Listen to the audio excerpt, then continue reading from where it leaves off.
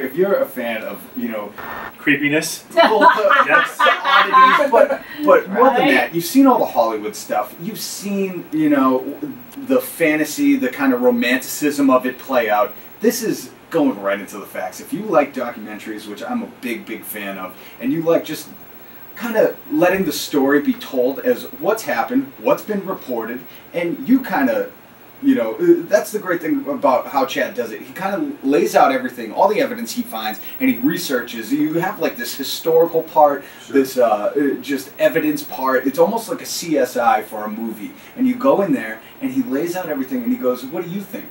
Like, really? You're telling me that many connections?" And it is mind-blowing and very scary. I have to have my German Shepherd watch these movies with me because I get a little freaked out.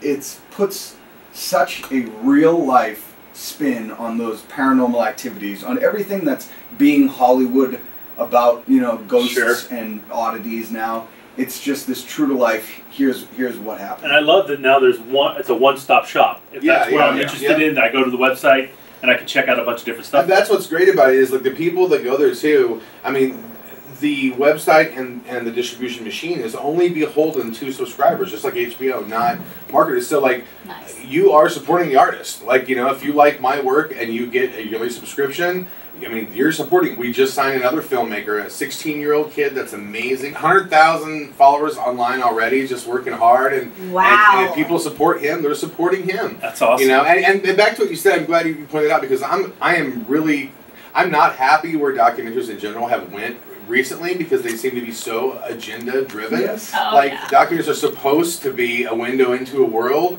and they've become like political jargon, like propaganda. Propaganda. Yeah. I've always just felt like life and the facts should speak louder than anything you say. And if you hear him when he starts to tell a story, when he first came in here, he said, "Listen, I was an atheist. I grew up this." So you're getting it from.